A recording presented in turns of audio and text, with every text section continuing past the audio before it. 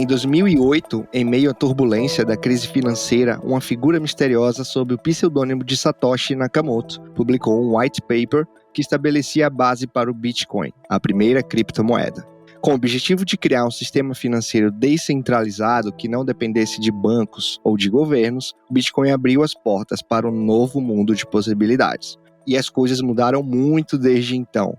E agora, em 2023, a gente tem uma gama de criptomoedas como o Ethereum, Ripple e muitas outras, que estão reformulando o cenário financeiro global. Enquanto a adoção de criptomoedas tem crescido, temos também presenciado um movimento significativo em direção à regulação.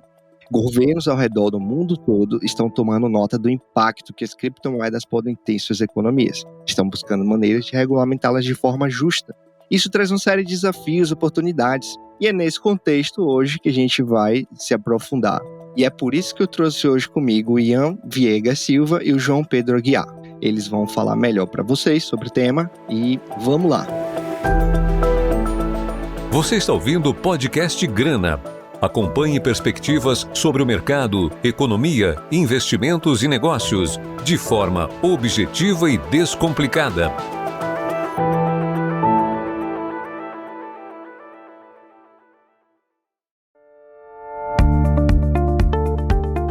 Bem-vindos ao programa Ian e João. Primeiramente, eu queria que vocês se apresentassem aí para os nossos ouvintes, falassem um pouco aí da atuação de vocês. Boa tarde a todos, eu sou João Pedro Aguiar, sou sócio fundador da Omega Digital Assets. Nós somos uma empresa de consultoria de investimentos em criptoativos e no ecossistema cripto de uma maneira geral, onde a gente busca, através da nossa experiência e conhecimento técnico, auxiliar investidores profissionais e advisors financeiros a tomarem as melhores decisões no mundo cripto. Isso envolve também, na linha do que será discutido aqui, os aspectos regulatórios, que estão bastante em evidência nesse momento, com diversos países avançando nas suas regulamentações sobre o ecossistema cripto, conforme a gente vai discutir no programa. Então, obrigado, Jansen. É uma honra estar participando desse podcast. Me chamo Ian Viegas Silva, sou sócio da área de Direito Societário e Contratos do escritório Silveira Advogados, aqui de Porto Alegre e São Paulo, e sou formado especialista em Direitos e Negócios pela URGS, né, e fico à disposição de vocês. É muito bom a gente discutir esse tema que a gente tem tanto apreço e estamos aí. Obrigado por aceitar a participação no nosso programa. Bom, para começar então, marco legal das criptomoedas. Vamos entender melhor o que é isso, né? O que muda a partir de agora e como era a legislação antes desse marco legal. A primeira resposta, né? Anteriormente ao marco legal de criptomoedas, uma regulamentação específica não havia, justamente sendo esse aí o marco legal, né? Que definiu o primeiro framework regulatório. Entretanto, desde 2019 que existe uma instrução normativa da Receita Federal, que apesar de não ser um marco legal propriamente dito, já tínhamos alguma regulamentação aí no mercado cripto, principalmente quanto à forma de declarar, né, quais são as obrigatoriedades do contribuinte e dos prestadores de serviço exchanges, né, nas transações, de informarem a receita, os valores transacionados, etc. e tal. Mas, sem dúvida, o marco legal foi muito importante e faltava isso, né, para que a gente pudesse ter um ambiente regulatório mais claro aí no Brasil. Sim, tem complemento. Realmente houve essa manifestação em 2019, né, começou-se a ter esse pronunciamento da Receita Federal, e a gente também teve ali por 2020 manifestações das juntas comerciais, né, do DREI, o órgão responsável por administrar, em que ele já também expressava que as criptomoedas seriam ativos financeiros e que então seria possível, por exemplo, constituir uma empresa colocando a criptoativos como capital social, né? Então, já teve outras manifestações anteriores, a gente também tem jurisprudências, decisões judiciais manifestando a aplicação de relação de consumo a favor dos investidores, né, dos consumidores dessas prestadoras de serviço. Então, como o João Pedro bem falou, não havia uma regulação tão definida, mas a gente identificava aí um anseio do mercado e um anseio de todos os agentes envolvidos a que tivesse uma regulação, a que tivesse regras mais claras do jogo, né? Exatamente. E complementando sobre o framework, né, que é o marco legal das criptomoedas, esse projeto estava em discussão há bastante tempo e finalmente foi aprovado no final de 2022, né? E acho que assim, um ponto que a gente poderia debater aí importante foi que o órgão regulador do mercado ficou definido para ser definido pelo presidente da República, né, em decreto, que foi editado recentemente pelo atual presidente, definindo essa competência regulatória adicional ao Banco Central, né? Isso. Então, a lei ela foi sancionada ali no finalzinho, na virada do ano quase, dia 21 de dezembro de 2022, né, e ela teve essa vacatio legis, que é o período aí que a gente chama de adaptação, de entendimento da lei, né, consolidação do entendimento, para que ela entrasse em vigência agora, dia 20 de junho, né, os 180 dias, e um pouquinho antes, uma semana antes de ela entrar em vigência, é que foi feito esse decreto, né, pelo atual governo do presidente Lula, em que foi definido o Banco Central como, então, a entidade responsável por regular, né, todo esse mercado de ativos virtuais, né? Acho que o que a lei vem, o que ela traz de benéfico para a gente, é que ela introduz no ordenamento jurídico os conceitos de ativos virtuais e de prestadora de serviços de ativos virtuais. Claro que a gente já usava esses conceitos, mas a lei agora, então, ela traz para o nosso juridiquês, por assim dizer, né, que ativos virtuais são a representação digital de valor que pode ser negociada ou transferida por meios eletrônicos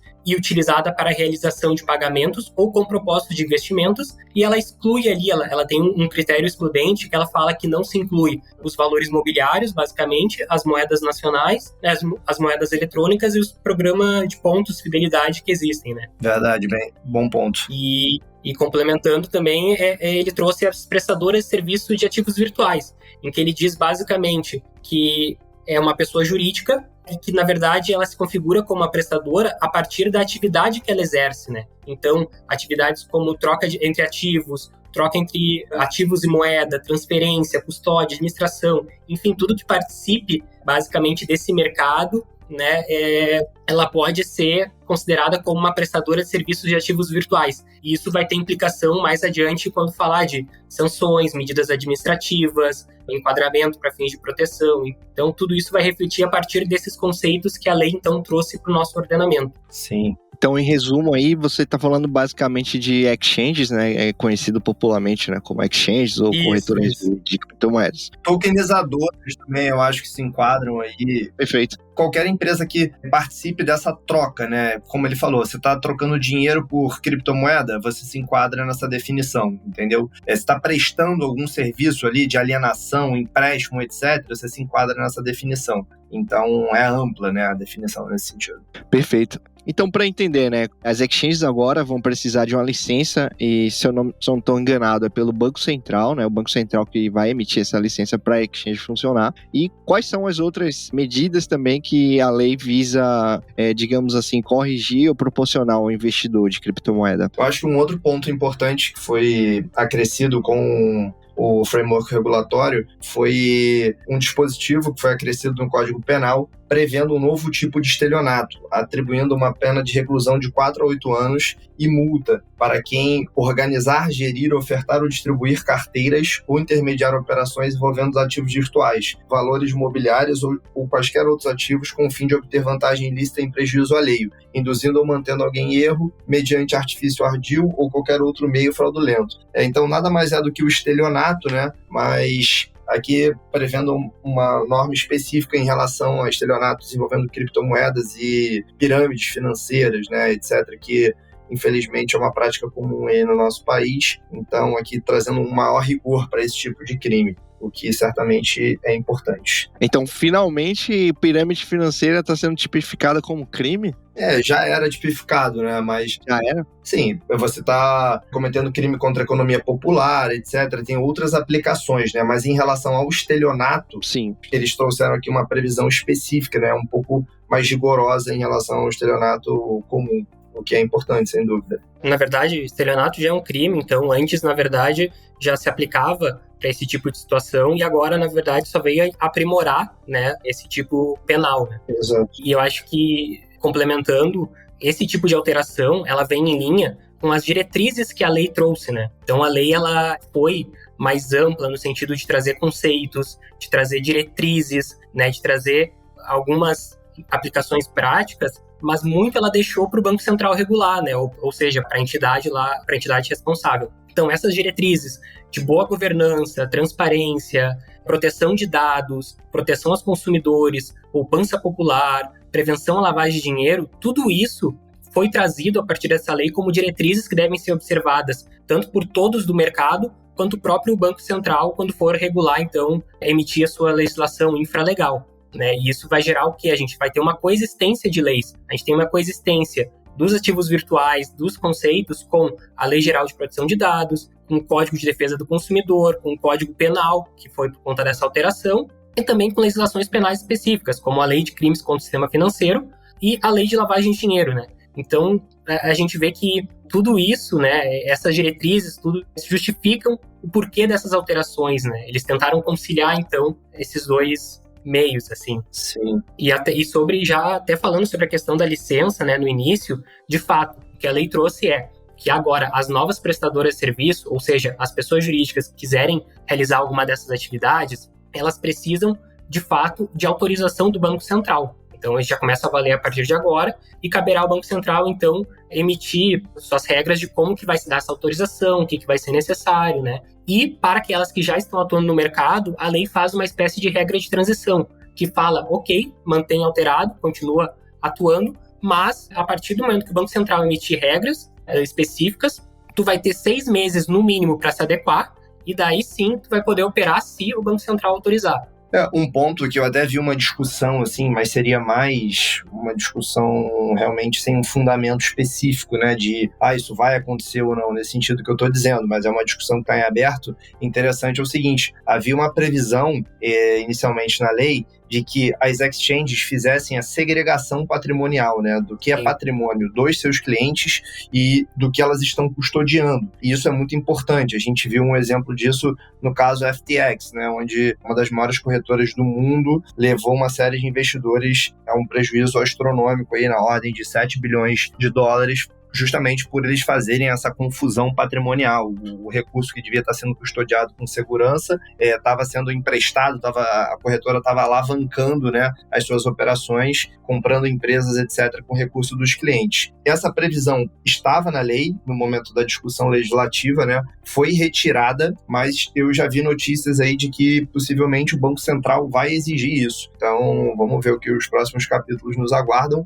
mas na linha da proteção do consumidor, né, seria importante. Por sua vez, a gente já conversou aqui com diversas corretoras e tudo mais, existe uma dificuldade operacional de fazer isso. Então, eu acredito até que pela equipe do Banco Central, né, coordenada pelo Roberto Campos Neto, que é um cara jovem, um cara bastante atualizado, etc., que o Banco Central vai encontrar uma maneira de fazer isso de uma forma adequada, né, de uma forma com razoabilidade para também não inviabilizar a prestação de serviços, mas sem dúvida esse é um ponto importante, né, na defesa do consumidor. E complementando o que você falou, realmente fica aqui meu elogio para a atuação do Banco Central aí, né, nos últimos anos, o tanto de inovação que a gente teve aí falando tecnologicamente. Imagino também que em questão de legislação, vocês que entendem mais. Mas eu queria entender também o seguinte, né? Vamos falar aqui na prática, né? O investidor aí que está ouvindo. O que muda para ele na prática? Fica mais seguro para ele, então, investir em criptomoeda, por exemplo. Se um exchange tem, apesar de ter a licença, vamos supor que exista um problema no exchange e as criptomoedas sejam hackeadas ou aconteça alguma coisa do tipo, né? A quem ele vai recorrer a partir de agora, né? Como é que funciona isso?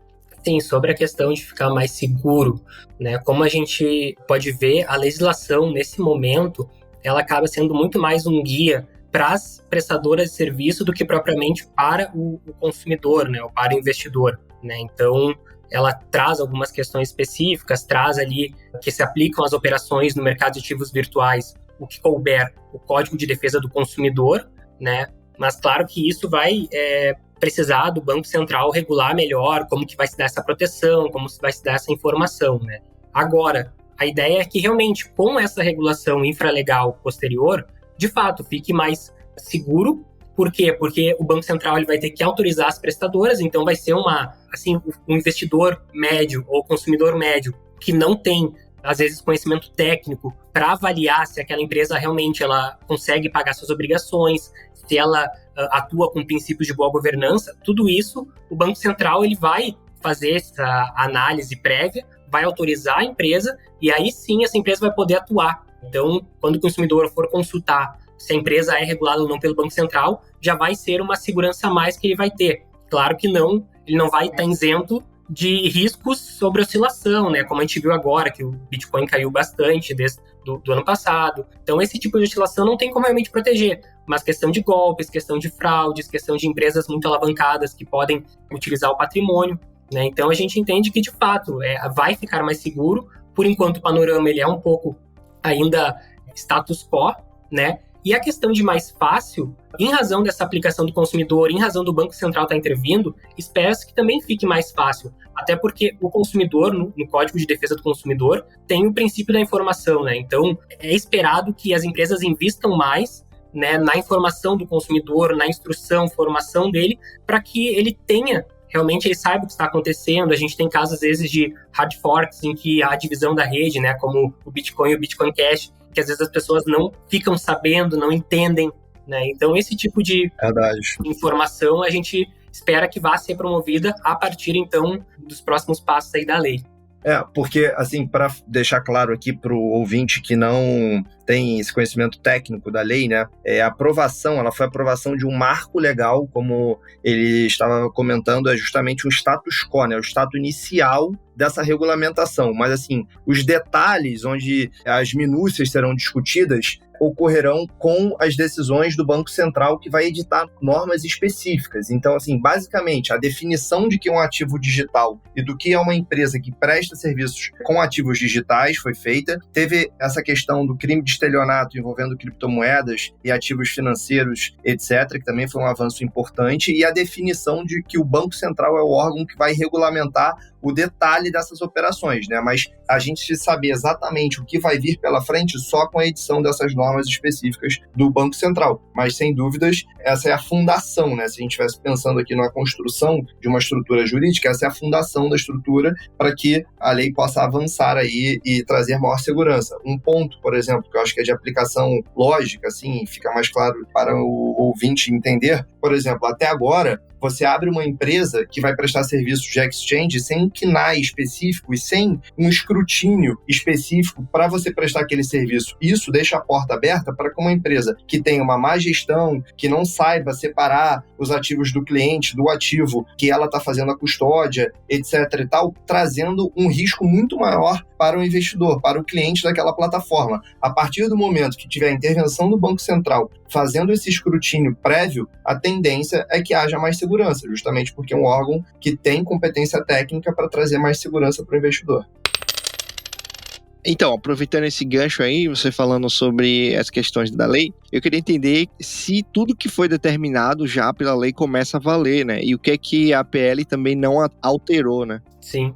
Então, o que começa a valer, na verdade, pela lei, são as diretrizes, os conceitos que foram inseridos, a coexistência de normas, né, a alteração no Código Penal já passa a viger, né, e mais as questões de aspectos penais. E, na verdade, a lei de lavagem de dinheiro, por exemplo, que faz com que as prestadoras de serviço elas estejam sujeitas ao COAF, né, que é a entidade de fiscalização de lavagem de dinheiro, que elas tenham que prestar informações. O problema é que a lei, né, quando a gente vai para a lei de lavagem de dinheiro, a gente tem ali a informação de que a empresa tem que prestar tais e tais informações, tem que registrar os seus clientes, enfim, todo esse tipo de controle conforme determinação da entidade competente, né? Então, cabe ao Banco Central dizer o que vai ser, o que eles têm que registrar, qual é o critério, para assim poder valer efetivamente 100% da lei.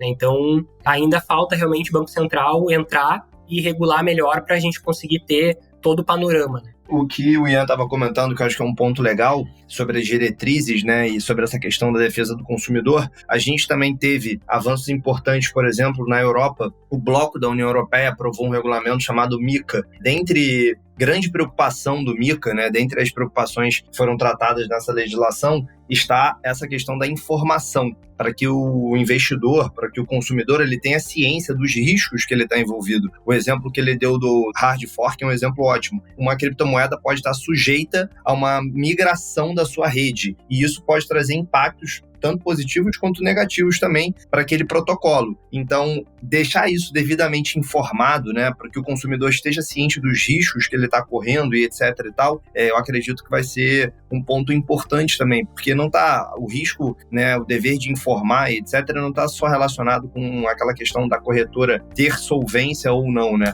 mas também para evitar que o consumidor, por uma falta de informação, entre num risco muito maior do que o que ele estava imaginando, entendeu?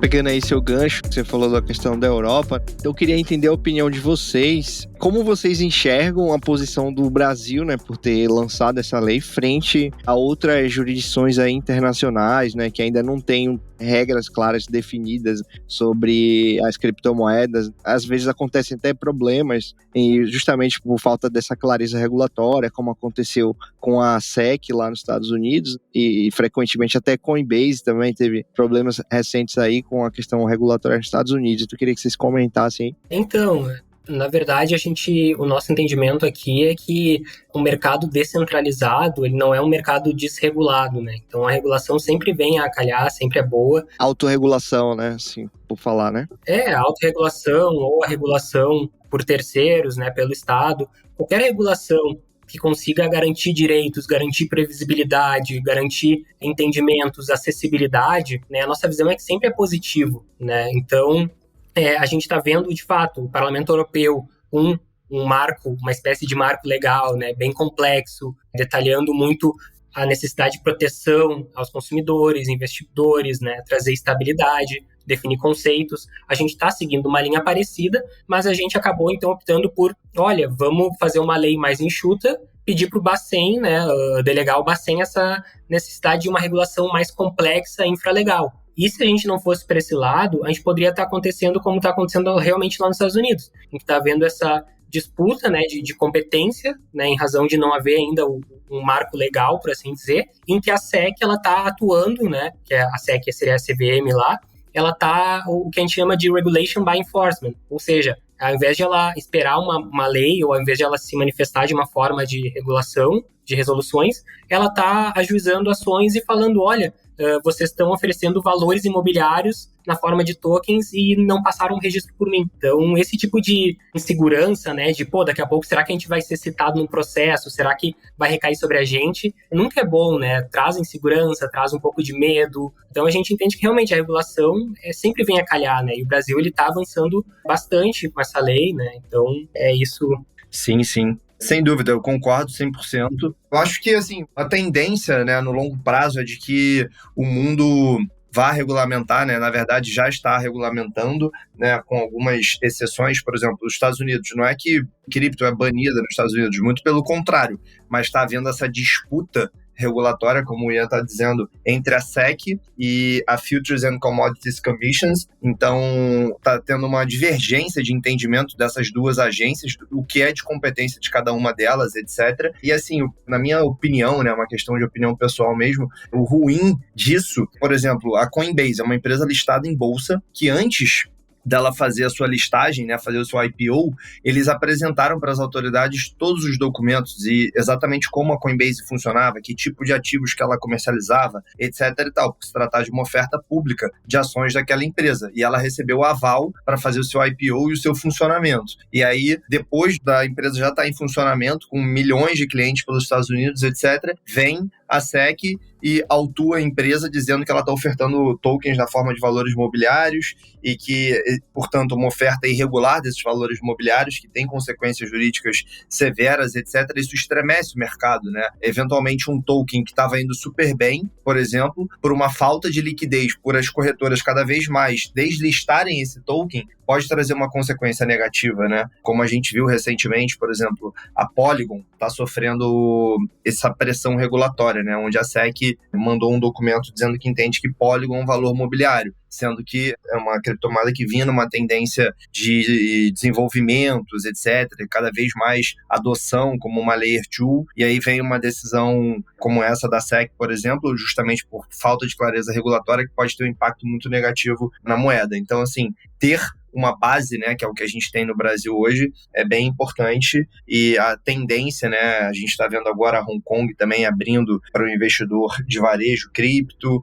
O mundo tem avançado, na minha visão, né, positivamente, apesar de uma grande potência como os Estados Unidos está passando por esse momento aí de incerteza, mas já existem projetos de lei lá também em curso, e esse tema está sendo discutido de forma bastante ativa, né? Então acho que num período de tempo aí não muito longo a gente vai ter uma clareza por lá também. Também complementando aqui o que você falou, João, a gente teve aí 2 players aí da indústria, né, 2 CEOs, né, cutucando a SEC também, né, que foi Brian Armstrong, que é o CEO da Coinbase, o CEO também da Binance. Eles criticaram as recentes ações aí da SEC, né? O CEO da Coinbase, o Brian, ele falou especificamente que os Estados Unidos vai acabar dando oportunidade para a China em relação à regulação, que vai levar ao fracasso das criptomoedas nos Estados Unidos, né? Foi isso que ele comentou, e fazer com que as empresas migrem para o exterior, e aí que ele enxerga essa oportunidade da China. E o CEO da Binance, ele afirmou que a SEC deu declarações enganosas, né, sobre os ativos das exchanges, né, que ele alegou que a SEC informou que poderiam ser misturados ativos de cliente, né, ou desviar ativos de clientes. Então isso está em tribunal. Queria que vocês comentassem até esse caso aí recente da Binance. O caso da Binance recente, né, que eu posso falar assim, que eu estou por dentro, a Binance ela sofre uma acusação de manipulação de preços, né, nos Estados Unidos, mas também assim, a gente não tem acesso a esse processo. Então, é mais na base das notícias e etc., de modo que fica um pouco mais difícil, na minha visão, de você poder dar uma opinião concreta, né? Mas, por exemplo, um ponto que é de conhecimento público, você não pode oferecer futuros nos Estados Unidos, porque a oferta de futuros, de contratos futuros, representa uma oferta de valor mobiliário. E a Binance não funciona dessa forma lá, justamente porque os Estados Unidos não permite. O que ficou provado? Que quando o consumidor entrava lá no chat da Binance para conversar com um atendente dizendo não estou conseguindo acessar o mercado de futuros, não sei o que tal, havia uma orientação dos próprios funcionários da Binance de que bastava ativar a VPN, botando que você estava fora dos Estados Unidos, e você conseguiria acessar o mercado de futuros. Uma clara atuação da própria empresa para violar a norma. Então,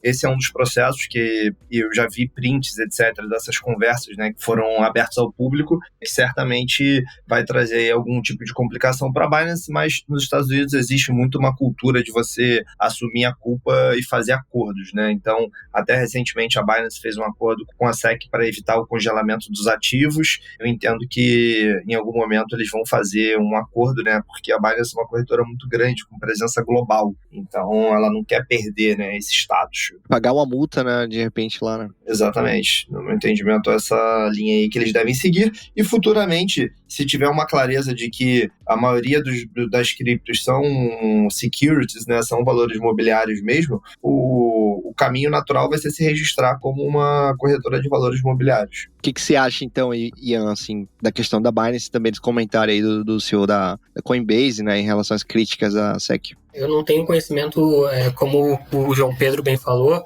a gente não tem acesso realmente ao que está sendo dito nos autos do processo, né? Mas, de fato, quando há esse embate entre o órgão regulador e as empresas, há uma tendência de essas empresas, então, buscarem, ainda mais hoje em dia, né, no mundo globalizado, como a gente vive, né, de buscarem países melhor regulados, né? Então, abre-se aí uma oportunidade para o Brasil, em que há uma regulação, ou pelo menos está sendo construída uma regulação mais sólida, né, em que já fica muito claro que o Banco Central ele vai ser o órgão, a entidade reguladora, e a CVM ela vai ter uma competência residual. Em que sentido? No sentido de que vai ser apenas aqueles ativos virtuais, aqueles tokens referentes a valores mobiliários. Claro, aí a gente tem já antecipando um problema, que a CVM ela já tem diversas manifestações dizendo que a configuração de valor mobiliário tem que ser vista caso a caso,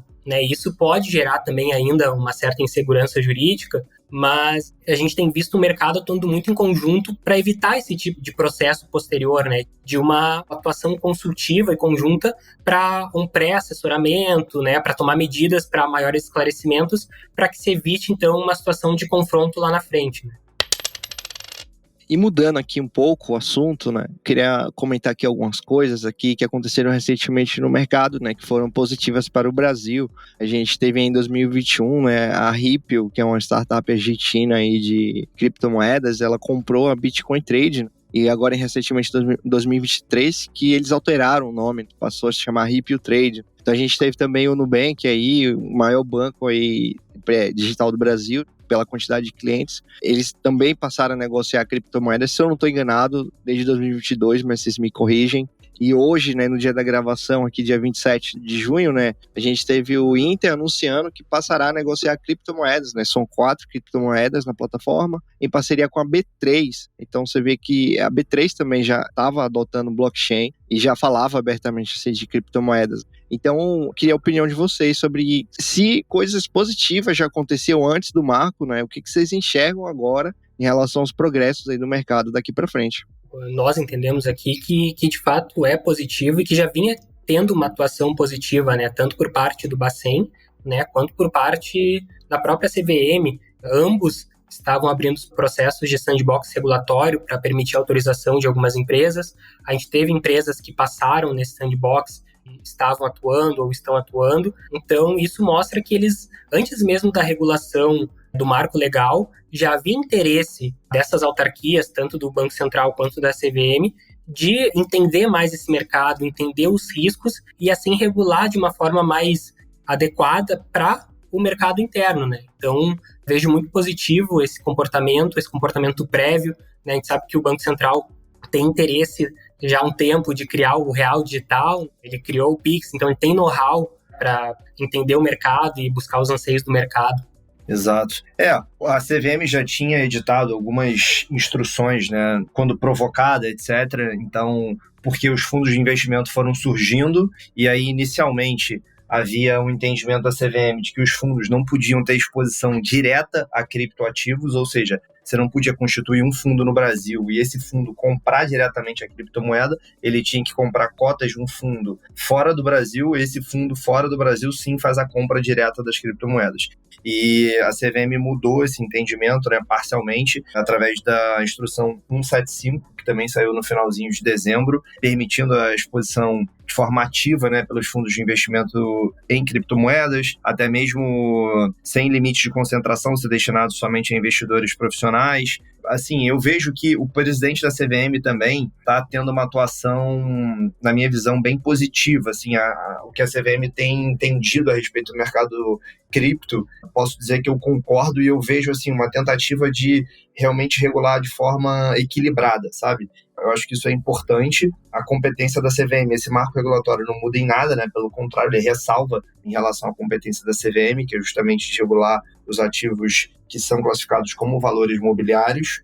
Acho que a gente está em boas mãos aí, somado o atual presidente da CVM com o atual presidente do Banco Central. Eles vão regulamentar o mercado de maneira a fomentar, na minha visão, né? E não de restringir. Perfeito. Bom, então, para encerrar o programa, eu gostaria de perguntar a vocês aí, né, o que vocês acharam da regulação. Acho que é claro que com tudo que vocês falaram aí no programa, a gente percebe, né, a quantidade de ganhos, né, que o mercado em si vai ter, né, e eu esqueci também de citar justamente as tokenizadoras. Eu falei diretamente de exchanges, né, mas a gente tem vários outros tipos de empresas que atuam, né, em relação a ativos tokenizados, não só criptomoedas. Então, eu queria que vocês dessem uma palavra final, o que vocês acharam dessa regulação, até dar um palpite, o que vocês acham que vai acontecer no mercado do Brasil no futuro, e que vocês deixassem um recado final para os nossos ouvintes. Então, acho que realmente o nosso entendimento é que uma regulação sempre é bem-vinda quando ela se mostra flexível aos anseios do mercado, né? Nesse caso, ela vem trazendo diretrizes e alguns princípios, algumas regras mais gerais e deixando, então, para o Banco Central regular, de fato, né, como que vão ser os procedimentos, as formas de atuação, fiscalização, supervisão, autorização, cancelamento das autorizações. Então, é bem-vindo, né? Claro que a gente não pode também ser totalmente... A gente não pode ficar alienado e não deixar de ver que poderia ter tido algumas coisas a mais na regulação, como o João Pedro já tinha comentado, a segregação patrimonial, uma coisa que era esperada pelo mercado, não veio na lei, né? Espera-se que então o Banco Central traga alguma regulação nesse sentido. A gente também tem alguns pontos, por exemplo, agora citando, na regulação da Europa, eles definem criptoativos como representação digital de valor ou direito, né? Aqui no Brasil, a nossa regulação trouxe só como valor. Isso também implica, daqui a pouco, alguma consequência e os direitos, né? As tokenizações de direitos creditórios, direitos pessoais, direitos contratuais, isso como funciona, né? Acho que vai caber aí o Bacen ter alguma manifestação nesse sentido.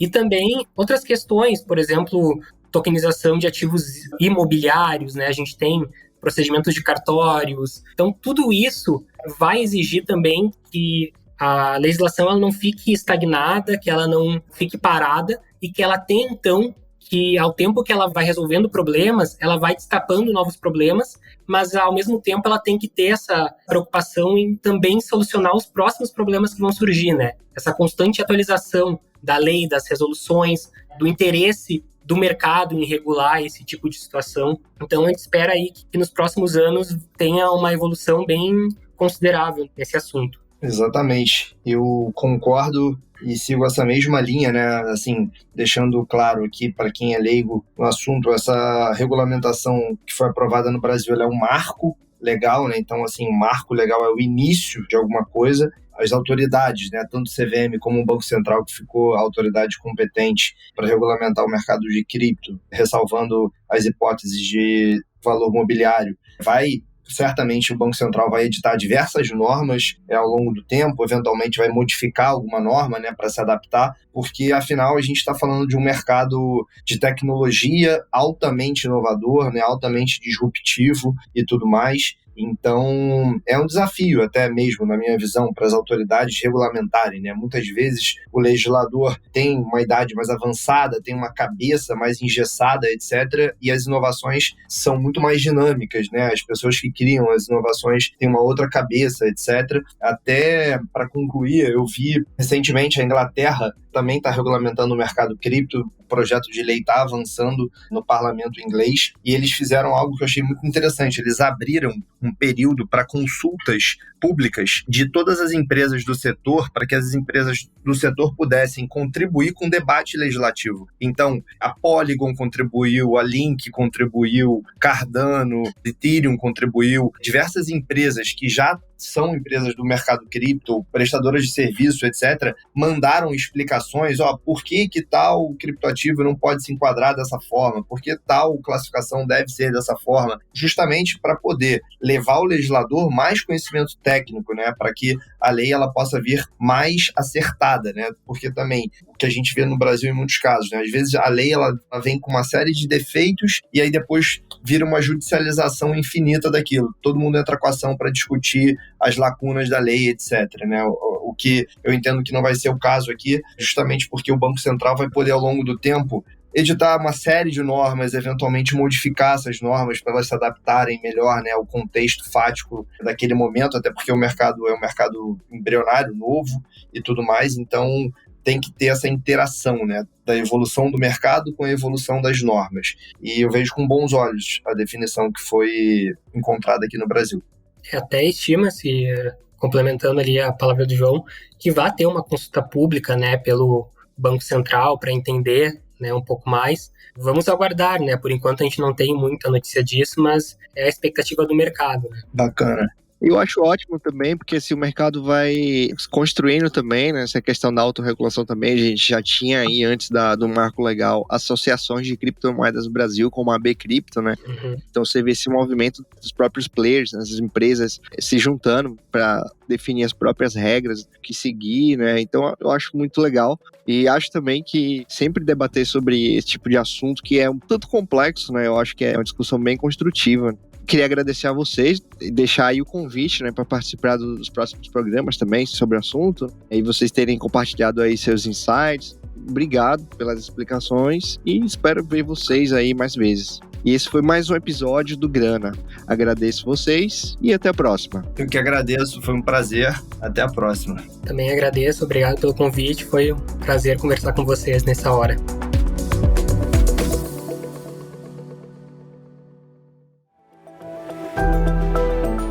Este episódio foi um oferecimento do guiadoinvestidor.com.br. Os conteúdos produzidos pelo Guia do Investidor são para fins informativos, não podendo ser considerados como recomendações de investimentos.